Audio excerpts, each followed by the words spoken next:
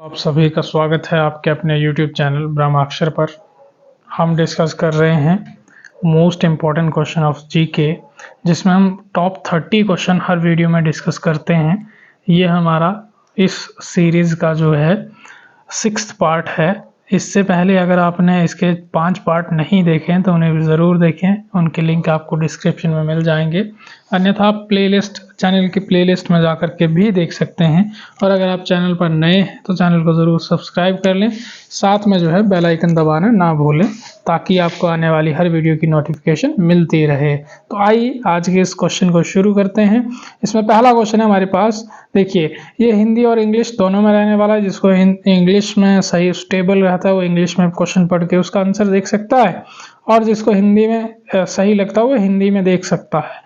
तो देखिए अगर हम बात करेंगे, फर्स्ट क्वेश्चन है हमारे पास, भारत के राष्ट्रपति की तुलना निम्नलिखित में से किससे करना सर्वाधिक उचित है। तो देखिए यहाँ पे अगर हम बात करेंगे तो 3 ऑप्शन है यहाँ पे शो हो रहे हैं हमें। तो यहाँ पे अगर हम बात करेंगे तो भारत का जो राष्ट्रपति है उसकी तुलना किससे की जाती है। देखिए किससे की जाती है, तो ये आपके पास जो सही आंसर रहेगा इसका ऑप्शन नंबर सी, ब्रिटेन के सम्राट से।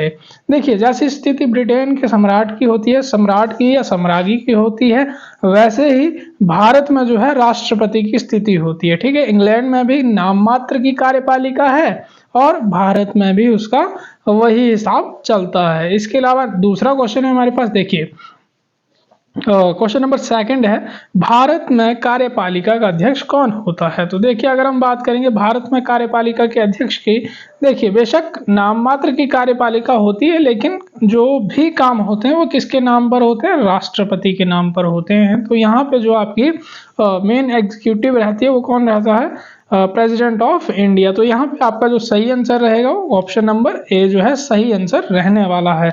इसके अलावा जो नेक्स्ट क्वेश्चन आएगा हमारे पास, क्वेश्चन नंबर 3 देखिएगा, the executive power of the union is vested in.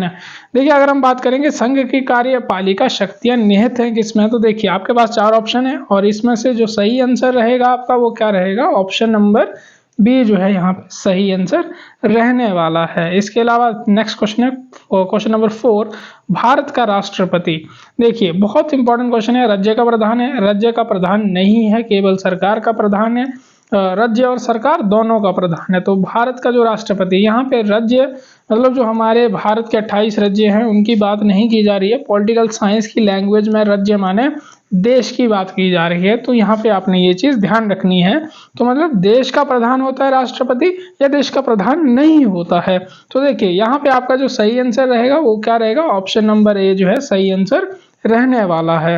Next देखिए क्वेश्चन नंबर 5, क्वेश्चन नंबर 5 आपका बोल रहा है, भारतीय संविधान के अनुसार देश का प्रथम नागरिक कौन होता है। तो देखिए ये तो बहुत ही इंपॉर्टेंट क्वेश्चन और बहुत बार पूछा भी जाता है। तो यहाँ पे अगर हम बात करेंगे तो इस क्वेश्चन का सही आंसर क्या रहने वाला है, राष्ट्रपति। ठीक है, आप मेरे को कमेंट में बताइएगा कि राष्ट्रपति के पद की व्यवस्था संविधान के कौन से भाग में करी गई है। ठीक है, पार्ट बताना आपने संविधान का पार्ट। ठीक है, ध्यान रखेंगे इस बात का। इसके अलावा नेक्स्ट क्वेश्चन है हमारे पास क्वेश्चन नंबर 7। अगर हम बात करेंगे क्वेश्चन नंबर 6 की, तो क्वेश्चन नंबर 6 है हमारे पास, भारतीय संविधान के अनुसार संघ की कार्यपालिका शक्तियां किसमें निहित होती हैं। तो संघ की जो कार्यपालिका शक्तियां निहित हैं वो किसमें निहित हैं। देखिए आपके पास जो ऑप्शन है यहाँ पे, इनमें से जो सही आंसर रहने वाला है वो कौन सा रहेगा। ठीक है, तो यहाँ पे जो है ऑप्शन नंबर बी राष्ट्रपति आपका सही आंसर रहने वाला है। क्वेश्चन नंबर 7 है हमारे पास, देखिए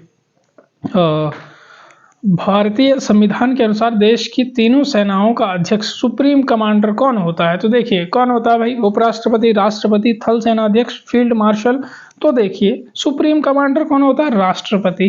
ठीक है, किसी भी देश के साथ लड़ाई करनी है, किसी देखिए देश के साथ शांति समझौता करना है तो वो किसके नाम पर होता है, राष्ट्रपति। और राष्ट्रपति ही युद्ध की घोषणा करते हैं और युद्ध की समाप्ति की बात भी कौन करता है, राष्ट्रपति ही करते हैं। तो देखिए नेक्स्ट क्वेश्चन है हमारे पास, भारत का राष्ट्रपति होता है कौन होता है भाई। आपके पास ऑप्शन है, भारत का वास्तविक शासक, राज्य का संवैधानिक अध्यक्ष, राज्य और सरकार का अध्यक्ष, बहुमत दल का नेता। तो देखिए भारत का वास्तविक शासक कौन होता है, प्रधानमंत्री। ठीक है, और राज्य और सरकार का अध्यक्ष कौन होता है, प्रधानमंत्री। ध्यान रखेंगे, बहुमत दल का नेता कौन होता है? प्रधानमंत्री। तो जो राष्ट्रपति हैं हमारे वो क्या होते हैं? राज्य के संवैधानिक अध्यक्ष होता है राष्ट्रपति, ध्यान रखेंगे इस बात का, ठीक है। इसके अलावा नेक्स्ट क्वेश्चन है हमारे पास, क्वेश्चन नंबर 9, भारतीय सशस्त्र सेनाओं का सर्वोच्च कमांडर कौन होता है? तो देखिए सशस्त्र सेनाओं की कमांडर की बात करेंगे तो यहाँ पे भी जो हमारा सही आंसर है वो क्या रहने वाला है? ऑप्शन नंबर ए, राष्ट्रपति जो है सही आंसर रहने वाला है। नेक्स्ट क्वेश्चन हमारे पास क्वेश्चन नंबर 10। इस प्रकार के क्वेश्चन देखिएगा आपको बहुत ही बेहतरीन तरीके से बताए जा रहे हैं और ये क्वेश्चन ऐसे हैं जो हर पेपर में पूछे जाते हैं, ठीक है। भारत के राष्ट्रपति के लिए आवश्यक योग्यता नहीं है। अब बात क्या करी गई है कि आवश्यकता नहीं है, ऐसी योग्यता कौन सी जिसकी आवश्यकता नहीं है? तो आपके पास ऑप्शन है, देखिए, वह भारत का नागरिक हो, जरूरी है भाई, होना चाहिए। वह 35 वर्ष से अधिक आयु का हो, जरूरी है ये भी, ठीक है। अब उसमें लोकसभा के सदस्य के लिए निर्धारित सभी योग्यताएं हों, बिल्कुल ये भी जरूरी है। तो आपके पास जो सही आंसर रहा वो क्या रहा? ऑप्शन नंबर डी जो है, वह संसद के किसी सदन का सदस्य हो, ये जरूरी नहीं है, ठीक है। तो ये चीज आपने ध्यान रखनी है। इसके अलावा नेक्स्ट क्वेश्चन हमारे पास बहुत बार पूछा जाने वाला प्रश्न है ये, भारत के राष्ट्रपति निर्वाचित होने के पात्र बनने के लिए किसी व्यक्ति की आयु पूर्ण होनी चाहिए, कितनी होनी चाहिए भाई? 21 साल, 25 साल, 30 साल, 35 साल। तो देखिए अगर हम बात करेंगे ऑप्शन नंबर 1 की, तो 21 में आप प्रधान बन सकते हैं, ठीक है, वो प्रधान बन सकते हैं, पंच बन सकते हैं, आप जिला पार्षद बन सकते हैं। तो जो आपकी मतलब स्थानीय स्वशासन की बात करेंगे, वो चाहे ग्रामीण आधार पर बात करेंगे या हम शहरी की बात करेंगे, तो आप पार्षद बन सकते हैं, पंच बन सकते हैं, प्रधान बन सकते हैं। और 25 की बात करेंगे, मतलब 25 वर्षों की बात करेंगे, तो यहाँ पे आप एमएलए बन सकते हैं, ठीक है, एमपी बन सकते हैं लोकसभा में, ठीक है, और विधानसभा में। तो ये चीज़ ध्यान रखनी है आपने। नेक्स्ट क्वेश्चन है ऑप्शन है आपके पास 30 की उम्र में आप एमएलसी बन सकते हैं और एमपी बन सकते हैं। कहाँ पे? विधान परिषद में और राज्यसभा में।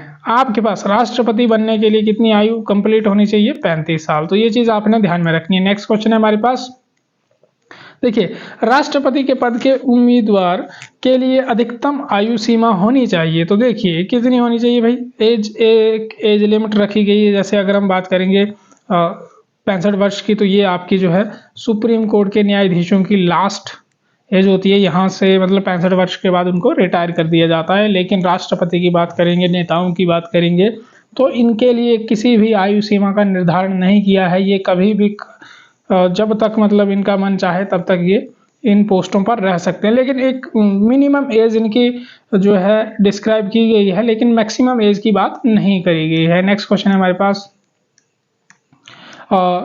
एक व्यक्ति राष्ट्रपति पद के लिए अधिकतम कितनी बार निर्वाचित हो सकता है? तो देखिए अगर हम बात करेंगे भारत के संदर्भ में कि ये भारत में जो है राष्ट्रपति बनने के लिए आप कितने बार चुनाव लड़ सकते हैं, तो ये डिपेंड करता है कि आपको कितनी बार नॉमिनेट किया जा रहा है। इसमें जो है भारत में इसकी कोई सीमा नहीं है, आप कभी कितने भी टाइम तक राष्ट्रपति के पद पर रह सकते हैं। लेकिन अमेरिका की बात करेंगे तो अमेरिका में एक व्यक्ति 2 बार ही राष्ट्रपति बन सकता है। ये चीज़ आपने ध्यान में रखनी है। नेक्स्ट क्वेश्चन है हमारे पास क्वेश्चन नंबर 14, राष्ट्रपति का निर्वाचन किस प्रकार से होता है? तो देखिए राष्ट्रपति का चुनाव कैसे होता है भाई? राष्ट्रपति का चुनाव होता है ऑप्शन नंबर बी, अप्रत्याशित, अप्रत्यक्ष रूप से, ठीक है। इनडायरेक्ट चुनाव होते हैं राष्ट्रपति के, हम वोट नहीं करते हैं, हमारे द्वारा चुने हुए प्रतिनिधि जो हैं राष्ट्रपति को वोट करते हैं भाई। नेक्स्ट क्वेश्चन है हमारे पास क्वेश्चन नंबर 15। देखिए क्वेश्चन नंबर 15 क्या बोल रहा है हमारा, राष्ट्रपति पद के निर्वाचन हेतु कौन सी पद्धति अपनाई जाती है? तो देखिए अगर हम बात करेंगे राष्ट्रपति के चुनाव की कि कौन चुनाव में जो है कौन सी पद्धति अपनाई जाती है, सूची पद्धति, संचय मत पद्धति या सापेक्ष बहुमत पद्धति, समानुपातिक प्रतिनिधित्व एवं एकल संक्रमणीय मत प्रणाली की बात करेंगे, तो यहाँ पे जो आपका सही आंसर रहेगा ऑप्शन नंबर डी जो है सही आंसर रहने वाला है। क्वेश्चन नंबर 16 हमारे पास, राष्ट्रपति पद के चुनाव संबंधी विवाद को किसे निर्देशित किया जाता है? ठीक है, तो देखिए अगर हम बात करेंगे राष्ट्रपति के चुनाव से रिलेटेड कोई भी विवाद हो जाता है तो वो कहाँ पे उसका सल्यूशन निकलता है, तो वो है आपका ऑप्शन नंबर डी, उच्चतम न्यायालय सुप्रीम कोर्ट में, ठीक है, ध्यान रखेंगे इस बात का। नेक्स्ट क्वेश्चन है हमारे पास, क्वेश्चन नंबर 17, राष्ट्रपति के चुनाव के लिए प्रस्तावक एवं अनुमोदकों की कम से कम कितनी संख्या होनी चाहिए। बहुत इंपॉर्टेंट क्वेश्चन है, ध्यान रखेंगे। अगर हम बात करेंगे प्रस्तावकों की, तो प्रस्तावक भी कितने होने चाहिए, 50 लोगों के द्वारा प्रस्ताव रखा जाना चाहिए कि जो एक व्यक्ति है वो राष्ट्रपति बनने के लिए योग्य है, ठीक है। और 50 लोग ही अनुमोदक होने चाहिए, नॉमिनेटर नॉमिनेशन के टाइम में उनके साथ होने चाहिए, मतलब सिग्नेचर उनके भी होने चाहिए। तो आपका सही आंसर क्या रहा, ऑप्शन नंबर सी 50-50, ठीक है। नेक्स्ट है क्वेश्चन नंबर 18। अगर बात करेंगे क्वेश्चन नंबर 18 की, तो देखिए क्वेश्चन नंबर 18 बोल रहा है आपका, भारत का राष्ट्रपति निर्वाचन होने के लिए निम्नलिखित में से कौन सी बात अयोग्यता मानी जाएगी। देखिए कौन सी बात, भारत का नागरिक, भाई ये जरूरी है। इनिशियल आपकी जो नीड है वो क्या है, भारत का नागरिक, 35 साल की आयु होनी चाहिए, लोकसभा के सदस्य निर्वाचित होने के लिए अहर्यता है।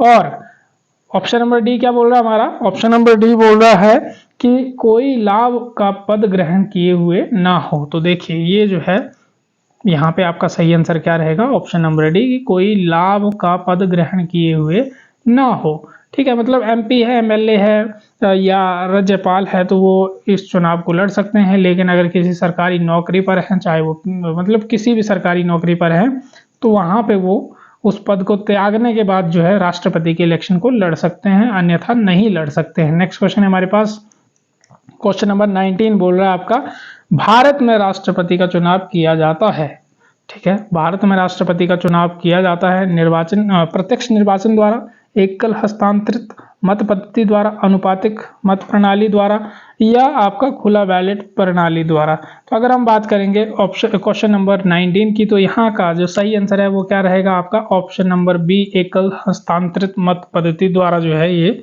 सही आंसर रहने वाला है। नेक्स्ट क्वेश्चन है हमारे पास क्वेश्चन नंबर 20। देखिए क्वेश्चन नंबर 20 की बात करेंगे तो क्वेश्चन नंबर 20 बोल रहा है आपका, भारत राष्ट्रपति पद का चुनाव संचालित किया जाता है, ठीक है। राष्ट्रपति का चुनाव किसके द्वारा संचालित किया जाएगा भैया, देखो।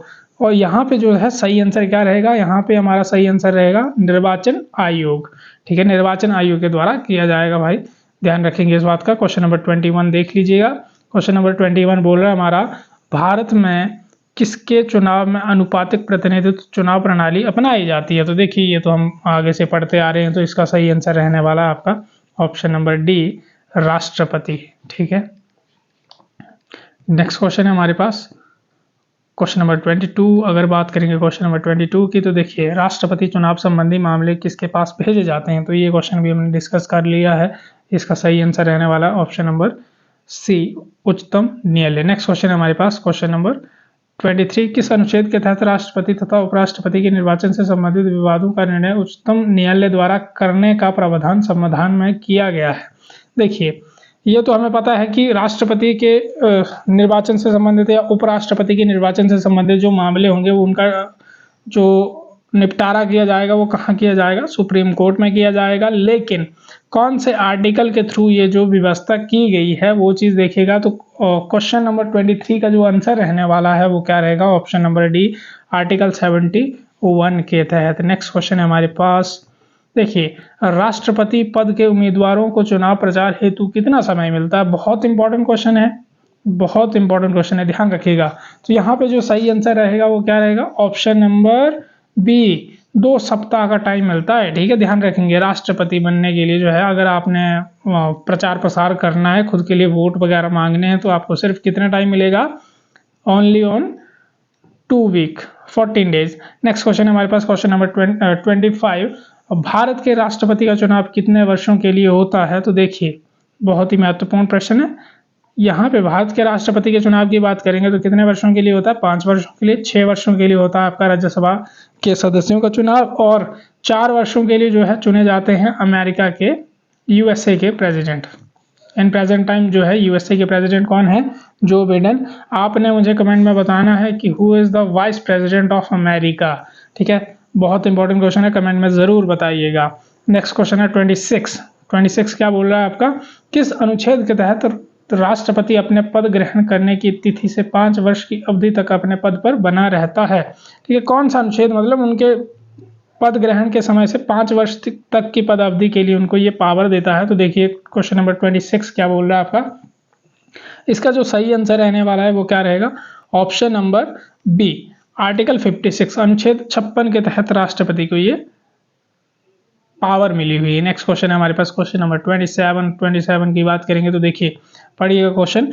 राष्ट्रपति के चुनाव के लिए निर्वाचक मंडल में होते हैं, ठीक है। निर्वाचक मंडल में कौन कौन लोग होंगे, देखिए संसद के सभी सदस्य और विधानसभाओं तथा परिषदों के सभी सदस्य, या संसद के दोनों सदनों तथा विधानसभाओं के निर्वाचित सदस्य, संसद के दोनों सदनों के सभी सदस्य, या संसद के दोनों सदनों के निर्वाचित सदस्य। तो देखिए अगर हम बात करेंगे यहाँ पे तो इसका सही आंसर रहने वाला है ऑप्शन नंबर बी, ठीक है। संसद के दोनों सदनों तथा विधानसभाओं के निर्वाचित सदस्य। यहाँ पे राष्ट्रपति के चुनाव में पार्टिसिपेट कौन नहीं करता है, विधान परिषदों के सदस्य पार्टिसिपेट नहीं करते, और कौन पार्टिसिपेट नहीं करेगा, जो राष्ट्रपति के द्वारा नॉमिनेट किए जाते हैं, राष्ट्रपति के द्वारा जो लोग रखे जाते हैं राज्यसभा में या लोकसभा में, तो वो यहाँ पे वोट करने के अधिकारी नहीं होते। ये चीज़ आपने ध्यान में रखनी है, बहुत महत्वपूर्ण प्रश्न है ये। क्वेश्चन नंबर 28 है हमारे पास, भारत के राष्ट्रपति को उसके पद से हटाया जा सकता है, बिल्कुल हटाया जा सकता है। किसके द्वारा हटाया जा सकता है भाई, देखिए भारत के प्रधानमंत्री द्वारा, लोकसभा द्वारा, भारत के मुख्य न्यायाधीश द्वारा या संसद द्वारा। तो इसका जो सही आंसर रहा, कौन सा सही आंसर रहेगा, ऑप्शन नंबर डी, संसद के द्वारा हटाया जाता है भाई, ठीक है। आपने मुझे बताना है कि राष्ट्रपति पे जो महाभियोग लगता है वो कौन से अनुच्छेद के तहत लगता है, कौन से आर्टिकल के तहत लगता है। बहुत इंपॉर्टेंट क्वेश्चन है और बहुत बार पूछा जाने वाला प्रश्न है ये। नेक्स्ट क्वेश्चन देखिए क्वेश्चन नंबर 29। क्वेश्चन नंबर 29 बोल रहा है भारत के राष्ट्रपति को पद से हटाने की प्रक्रिया है, ठीक है, कहाँ पे है। तो देखिए संसद के द्वारा अविश्वास प्रस्ताव के द्वारा, मंत्रिपरिषद का राष्ट्रपति को हटाने संबंधी प्रस्ताव, सर्वोच्च न्यायालय का निर्देश, संसद द्वारा महाभियोग। तो इसका जो सही आंसर है वो क्या रहेगा, ऑप्शन नंबर डी जो है सही आंसर रहने वाला है क्वेश्चन नंबर 29 का, ठीक है। तो मैंने आपको क्वेश्चन पहले भी बताया है कि राष्ट्रपति पे जो महाभियोग लगता है वो कौन से आर्टिकल के तहत लगता है, ये कमेंट में जरूर बताइएगा। हमारे पास लास्ट क्वेश्चन है आज की वीडियो का, क्वेश्चन नंबर 30। तो ये क्वेश्चन डिस्कस करने से पहले मैं आपको बता दूं कि ये हमने 30 क्वेश्चन डिस्कस किए हैं। इससे पहले मैं आपको पहले ही बता चुका हूं कि हमने जो है 5 वीडियोस हम अपनी अपलोड कर रखी हैं इसी सीरीज़ की। तो अगर आपने उनको नहीं देखा तो उन्हें भी ज़रूर देखें, आप सभी के लिए वो महत्वपूर्ण प्रश्न रहने वाले हैं किसी भी परीक्षा के संबंध से।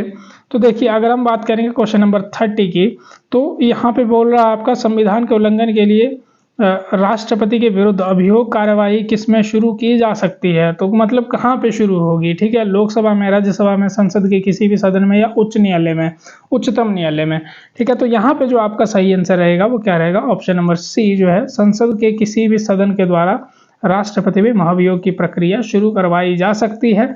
लेकिन आप मेरे को कमेंट में ज़रूर बताइएगा कि राष्ट्रपति पे जो महाभियोग लगता है वो कौन से आर्टिकल के तहत लगता है, ठीक है। तो ये चीज़ आपने ध्यान में रखनी है। और ये हमारी वीडियो का लास्ट क्वेश्चन था छठे पार्ट का। तो अगर आपने वीडियो पूरी देखी है तो वीडियो को लाइक करें, शेयर करें, चैनल को सब्सक्राइब कर लें और बेल आइकन को दबाना ना भूलें। आप पढ़ते रहिए, मुस्कुराते रहिए, हंसते रहिए। धन्यवाद। जय हिंद, जय